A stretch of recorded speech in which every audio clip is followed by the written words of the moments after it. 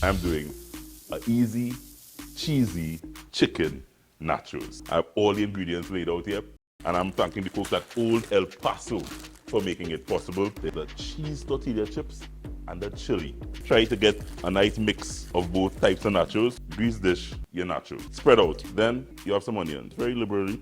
Chicken. So this is some simple chopped up leftover chicken. I have some black beans. Just a little Mexican little vibes, no? Nice jalapeno pepper. Just for that little kick. And then some cheese.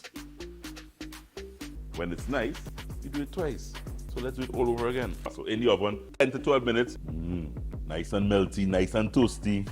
And I like just to sprinkle a little corn salsa. Corn, tomatoes, some onions, got some avocados, shadow benny, season it up, salt, pepper, lime. Easy chicken, cheesy nachos.